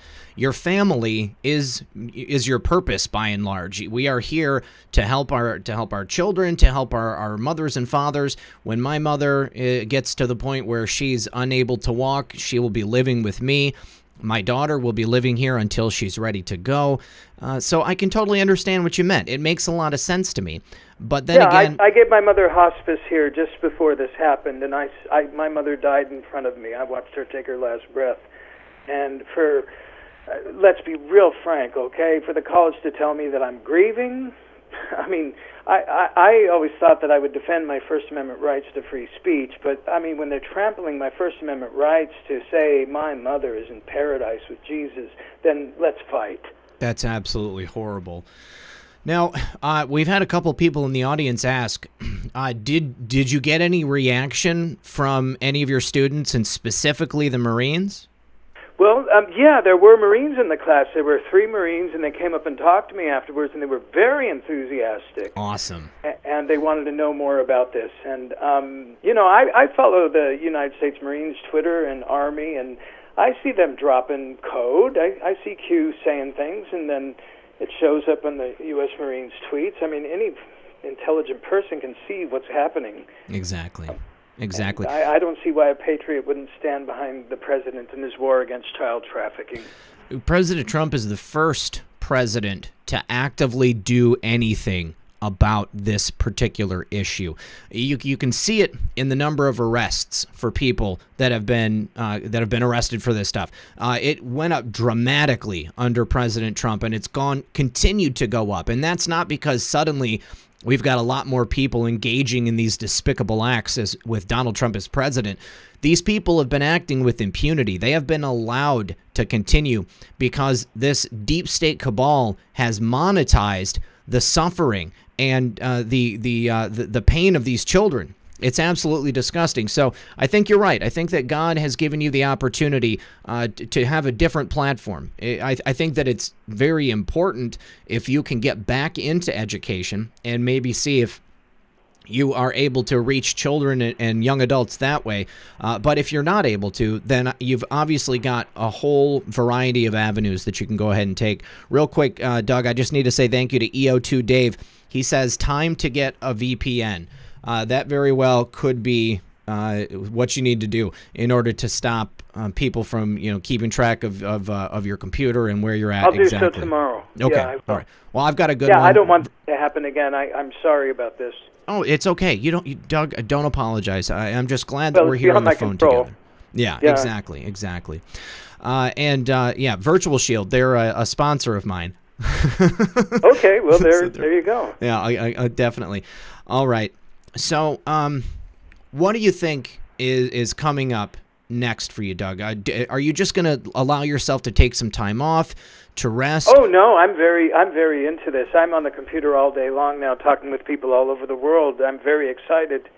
The day after everything broke, I just started getting emails galore, and I know the college had to have seen them. They have to be checking my emails, and so I've connected with some people that I don't know. I have a family. I have a global family now. Anybody who follows Q, I know they have to understand what I mean by that.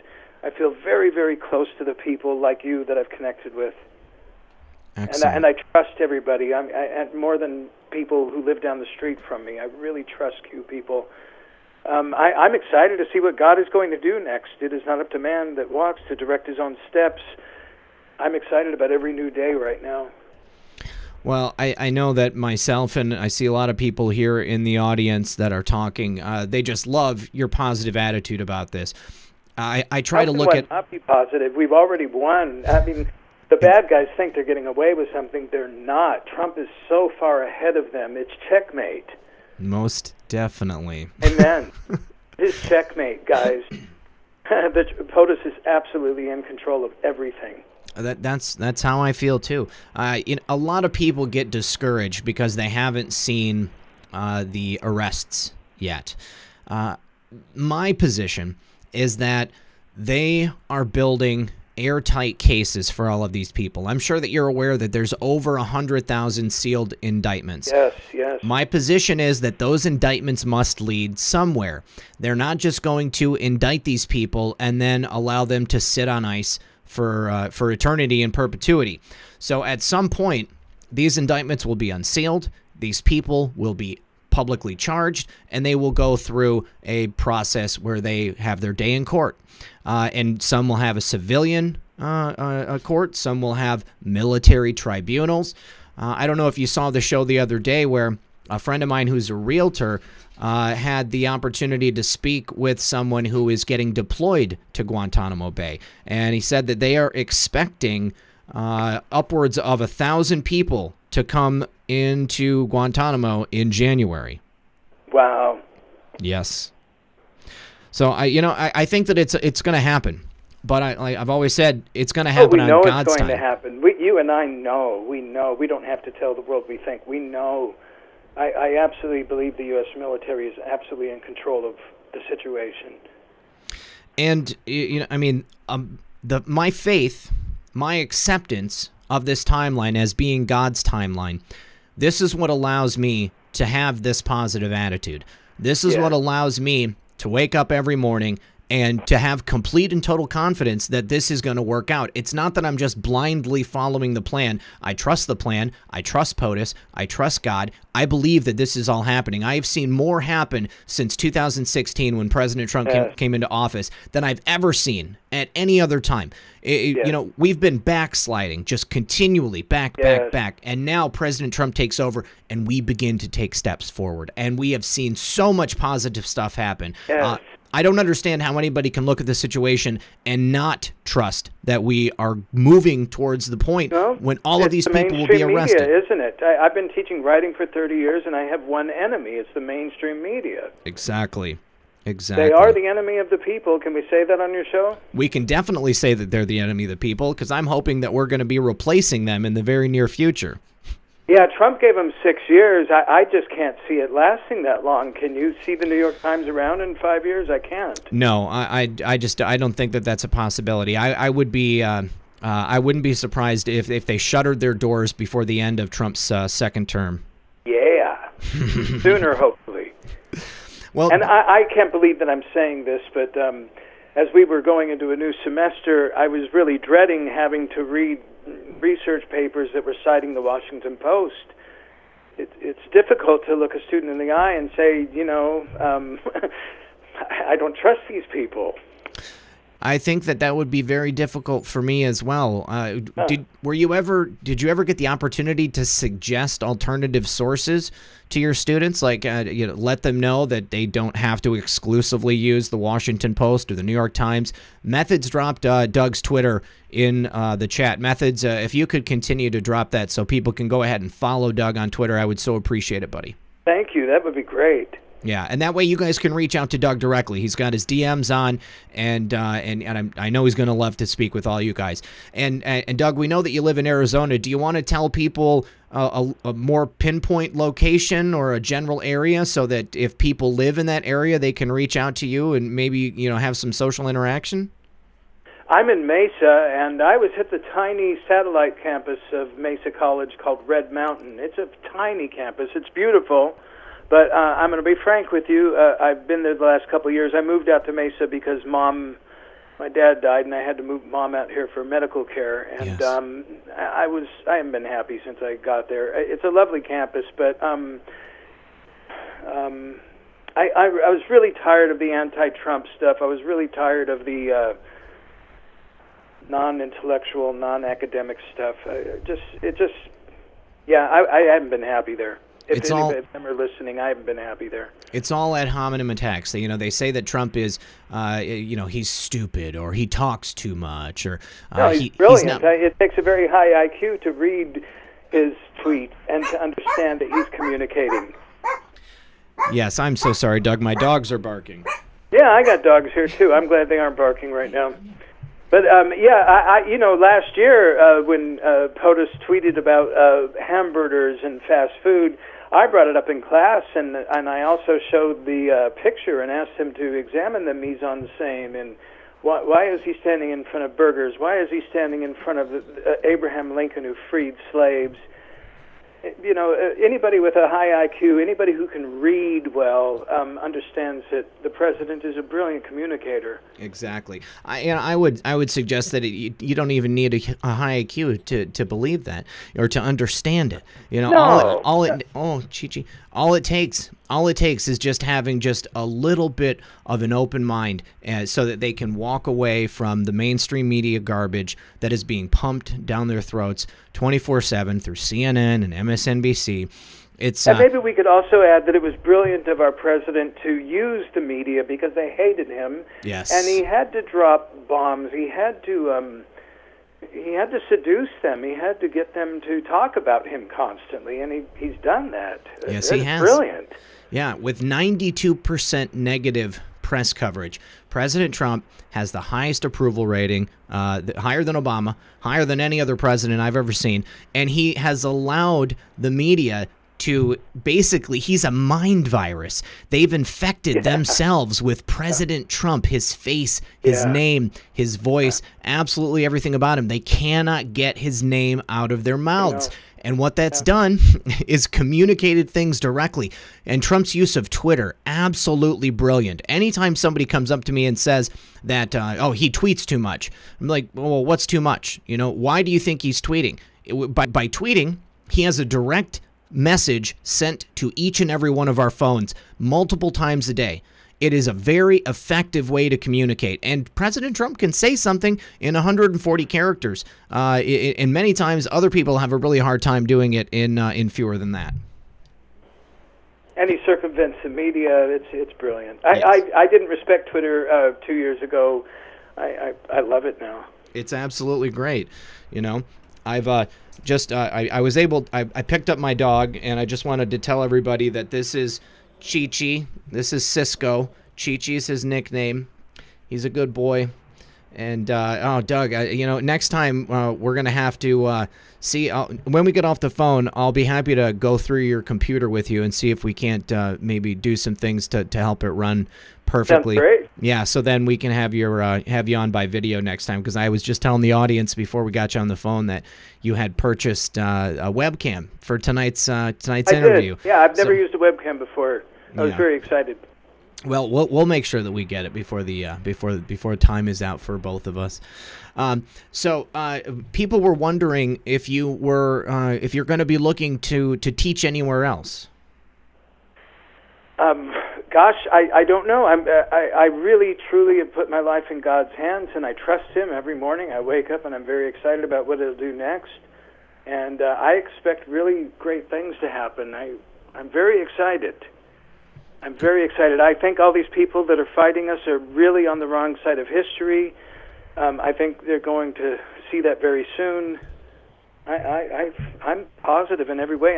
I haven't been upset 1 minute since it started. I've been very much at peace. Good stuff. How to explain that? I mean, it makes perfect sense to me. You know, let's talk about the environment at Mesa, and maybe in a larger perspective, the environment in education today, because it seems like it's basically overrun by leftists. It is. There's no question about it. I've felt very lonely for years now. I was shocked when colleagues were telling me they were communist, in the last few years, last 10 years or so, especially when Obama became president. People that had been in the military for years told me they were communists, and I thought, really? Openly communists? Yeah, but then again, I don't think they've ever been to a communist country. I went to the Soviet Union in 1988, and I thought it was miserable. All the Russians just loved America. I left everything I owned there, like a cliche, because they owned nothing. I wanted them to have what I had. No, I'm not a big fan of communism, but I think a lot of my colleagues have been, and they have never been to a communist country. They don't know what they're talking about. Yeah, I think that anybody who would actually visit a truly communist country and just go through one day, stand in a bread line for 6 to 8 hours. I did in Russia. I stood in a line to get a ticket to go buy chocolate. Then I went and bought the chocolate. Then I stood in another line to buy it, and it was absolutely horrible. Oh, gosh. And my friends and I took a bunch of Hershey's and Skittles and Western things in there, and we gave them away to people. No, there's nothing good about it. And also, where's all the human trafficking taking place? Socialist countries. Right. They're the leaders in this business. And I bring that up again because that's what it's all about for me. The Q thing, we could talk about gold and we can talk about all of the things we're going to do in the future, but the number one thing is the ending of child trafficking, is it not? Right. Hey, it is. It is. It's the number one thing. And what did our president do? He went to Saudi Arabia right away, and he freed thousands of people from slavery, thousands of children, and nobody knows this, and nobody talks about it. Saudi Arabia was a huge part of the child trafficking industry for this world. JBlaze00 says Cisco treats, and thanks for the show. Thank you for that super chat. I do appreciate that, JBlaze. Yeah, that's a huge thing right there. And that's another reason why I have always pointed to one of the earliest Q proofs when Q tells us the information about Saudi Arabia, and then just shortly thereafter we have the mission that took place where all of these evil people from the old empire get taken out. Well, I recall when Obama went over to Saudi Arabia and bowed, when he said we were no longer a Christian nation and did that and went and apologized to all the Muslim nations for our behavior, I just stopped listening to him. For 8 years, I tuned him out. It was a difficult time for me because I learned just after he was reelected. I think it was just after he was reelected, but whenever they released the birth certificate, I used to build websites, and I did graphic design. I used Photoshop a lot. So when they released the birth certificate on the website, I thought to myself, I will go download this birth certificate, and then I will disprove the idea that it's a fake or that he wasn't born in America. So I downloaded it. I opened it up in Photoshop, and sure enough, there's like over 100 layers that are inside this document. And if you know anything about I couldn't understand what they were doing. It was like they were laughing in our face, or they were stupid enough to put that out without flattening it. But even if you didn't pull the layers apart, Doug, you could just take a look at it and you can see that there's all these anomalies. It's clearly a fabricated document. Once I saw that was it. I knew that there was nothing that was real about that presidency. Oh. It's sad. There's so much fakery out there. I love truth more than anything, I really do. And I haven't made any money teaching. For 30 years, I've taught at over 20 colleges. I've always been an adjunct, and I've always been overlooked for the full-time gravy positions. And they've gone to people who weren't qualified, but they were pro-open borders and anti-Constitution. You know what I mean? Right. It was never about qualifications. It was about deep state approval. I hope you don't mind my being that bold, but I've always believed in truth, and that's why I've taught. I've been poor, and I've just struggled, but I have believed in the truth, and that's why I wanted to walk into that classroom this semester and say, hey, here is the truth. It is the truth of 2019. There is nowhere else to look. And I think it was the most righteous and moral thing to do, to say to college students, this is what's happening now. Join us. I think Support your president. It was incredibly brave. And I don't think so. I think it was just the right thing to do, sir. Well, I mean, it was the right thing to do, but I mean, in the context of the way the education system has become, you know, when you're working in an environment where people are openly saying they're communists, when it's openly just the good thing to denigrate the president, to call for negative things to happen to him, when people in authority or people in the entertainment industry are calling for a recession to hit our great country so that people won't want to vote for Donald Trump, you stood out and you showed your patriotism, you showed your devotion to God, country, and our president, and you put everything on the line, and I really, really respect it. Well, thank you, but I really don't think I did a very big deal. I think it was a 13-minute video. I pushed play and let the cards fall where they may. I don't know. Well, let me tell you why I do think that it was brave, Doug, because it has become fashionable to hate the president. Sure has. And there are no doubt countless other people like you out there, and they have been silenced because of the behavior of these SJWs, because of these leftists, because of these communists in government and education. And you were the one. It was you. You were the one person who stood up and showed your students this extremely important film made by Joe M. And I think you kind of broke the ice. I'm really hoping that these other people in education that are watching the show tonight are going to have the bravery to go out and do the same thing, do the right thing. I hope so, too. And I felt edified and encouraged by people like you. I don't think I would have moved forward if I hadn't heard you, hadn't heard Joe, hadn't heard others. We're all lifting each other up and pushing each other forward. It was the right thing to do. And yes. And so I lost an adjunct job. I mean, from semester to semester, I don't know if I'm employed. I mean, it's nothing. It's nothing. There's a lot of other places that you can work, I'm sure. And I do just need to say thank you to Flor Riccio. Thank you very much. And Flor, I don't know, I haven't seen you in here for a while, but I did want to let you know that I got the T-shirts, and I really appreciate it. Also, DP says, well, $10. Thank you for that, DP. I appreciate it. Doug, I think that there's lots of different places that you could possibly work. And maybe... I'm not worried. You trust me. I'm not worried. God will direct my steps. He will.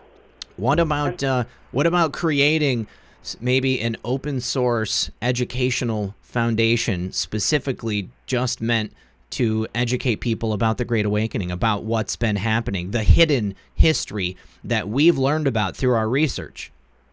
Well, I'm going to be frank with you. I'd like to rely on people like you about that. I don't think I'm an expert, but I do feel enthusiastic, and I'd like to lend my enthusiasm. I get really excited, and I can continue to be excited about Q. I really meant what I said to that class. Maybe I was quitting in front of them when I said that, when I said I want to devote my life to this. I really do. I don't see what else there is to live for. How can you and I go on peacefully ignoring the fact that children all over the world are being treated like stuff? What have we been told? Those who know cannot sleep. No, you cannot sleep.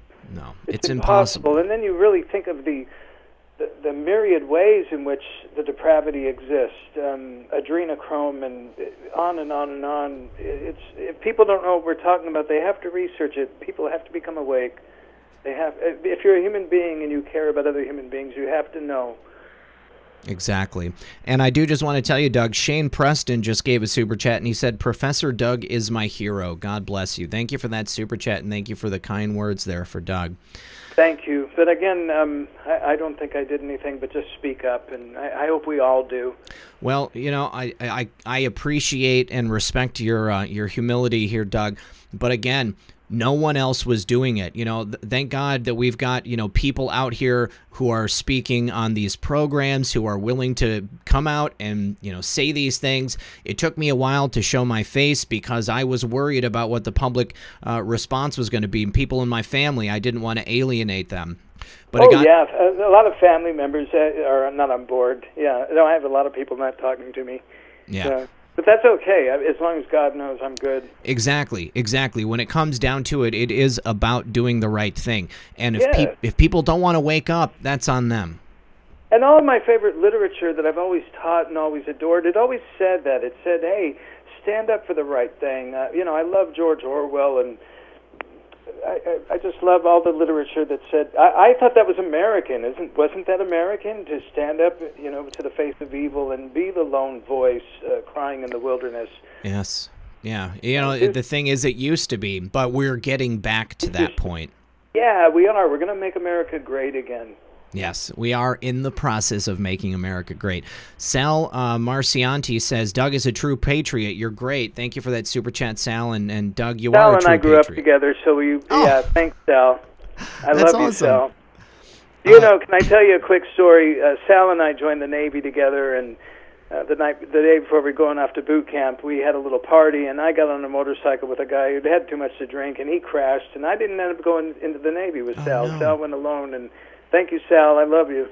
Thank you for your service, Sal. We appreciate it. I've had a couple people, Doug, just so you know, you can go and watch this broadcast after we're all done, and you'll be able to see the chat on the screen, and you really ought to take a look, buddy, because people have got a lot of love for you, a lot of respect, and they've said a lot of wonderful things about you here tonight. So I think it'd be nice for you to go ahead and check that out later on after we're done. Yeah, I look forward to it. It'll be great. Yeah, and I hope if anybody's listening and that they aren't on board, that, I don't know, where would you recommend people start? I read some time ago that you should suggest looking up John Podesta and art, but if you go to Google Images now, you're probably not going to find anything. They're scrubbing everything clean. Yeah, even on YouTube, it's difficult to find that stuff anymore. I would say that starting with WikiLeaks, with the Podesta emails and with the Hillary emails. There's a lot Well, what's going to come of that? Are we going to see Julian show up soon? I certainly hope so. I've been told by someone in government that the FBI is keenly aware that Julian Assange is he's the keystone to Hillary's emails, okay? Because Julian Assange can prove that Russia had nothing to do with it, that no one hacked that stuff. That was given to WikiLeaks by probably, allegedly, Seth Rich. And I have to say allegedly because I don't want to get sued. But it's that is a very, very important part. Julian Assange has to come here in order for them to be able to question him, get him on record, and bring him into a court of law. I think that all of that will happen, but again, I don't think it's gonna be happening until the end of the year. And it looks like Method says that the president can't move too quickly. We don't want civil unrest. People need to digest all of this. Exactly. Methods just said that Assange extradition hearings are going to be early next year. All right. That makes sense. Yep, that's right. And now, it's all going to happen so quickly. 2020 is just going to be historic. Right. Dean mentioned that Trump has all of Hillary's emails without Assange. That's not what I'm saying. What Assange would be the testimony to the fact that the emails were given to them by, allegedly, Seth Rich. That's very important because obviously it completely destroys the DNC and Hillary's claims that it was a Russian hit job. I believe that's already been done, but the DNC and even the mainstream media, they're still pushing that Russian collusion thing, even though it's obvious that this never happened. This never, ever took place, but they're still acting like it's true. It's always Russia, Russia, Russia. They've got to divert. They've got to accuse people of doing what it is that they are guilty of. And that's right. Isn't that Saul Alinsky's tactic? Isn't that the devil's tactic? That's right. Exactly. And they don't want people looking at China because China is the real adversary here on the global stage. Yeah, China. Mm-hmm. Huh? That's right. Yeah. I don't know. I hope the mainstream media falls very quickly. I do too. They should be ashamed of themselves. They really, I don't mind saying again, they are the enemy of the people, and it's just too bad. It really is. There was a time when I cared what the New York Times had to say. Well, there was a time when it wasn't completely infiltrated through Project Mockingbird. I mean, that took decades for it to happen. Why doesn't the average high school student know about Project Mockingbird?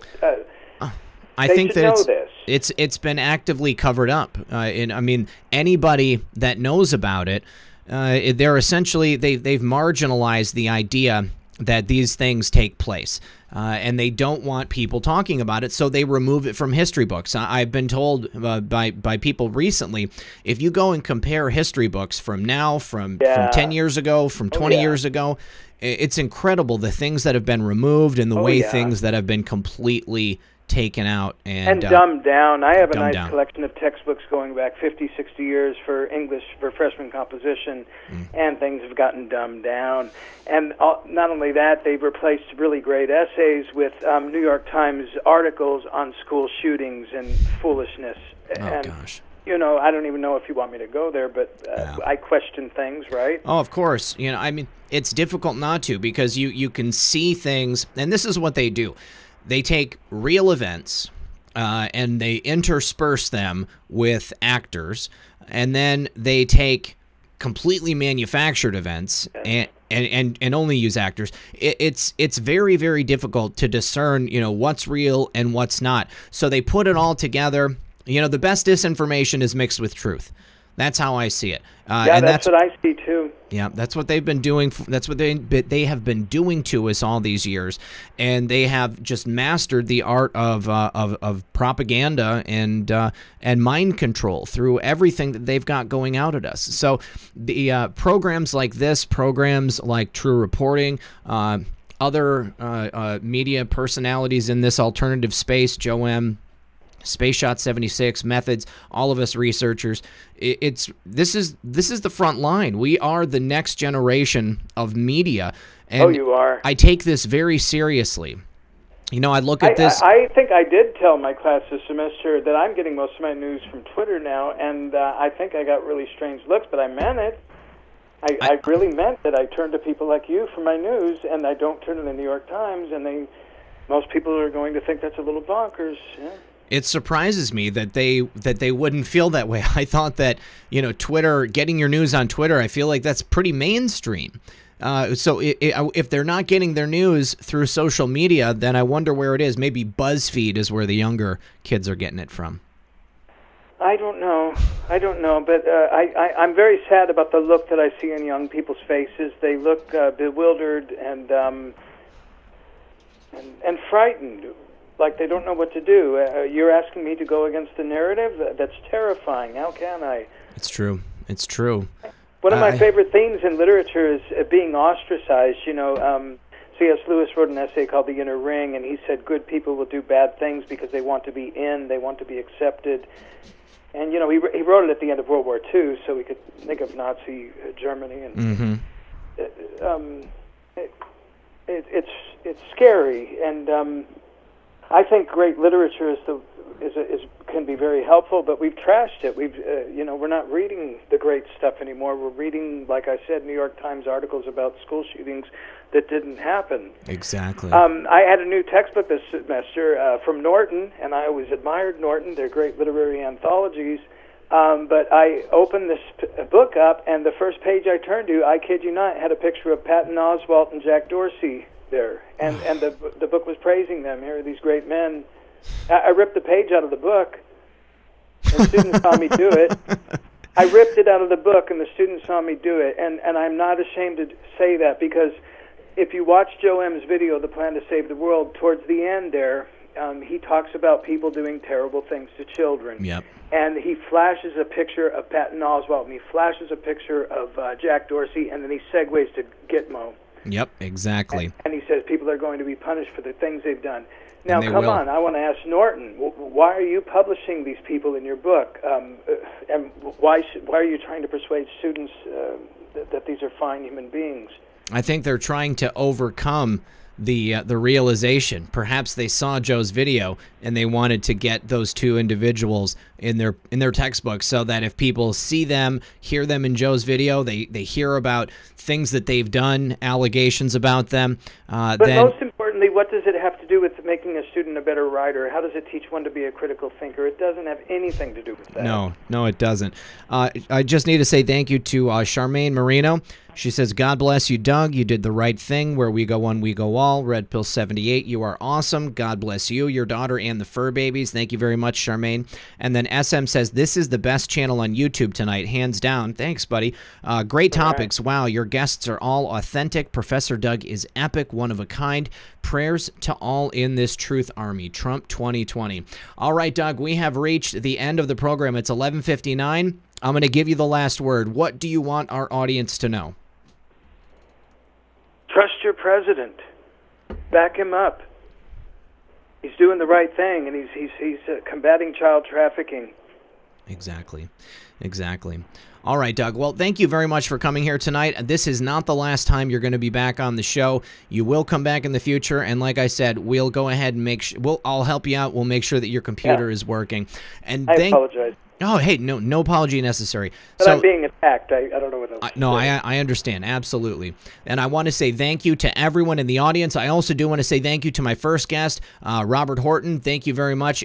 Great subjects tonight, guys. I hope that you enjoyed it as much as I have. As always, this has been Red Pill 78. I am the Corruption Detector, and this was your Red Pill News for Friday Night Livestream. Good luck, everyone, and God bless.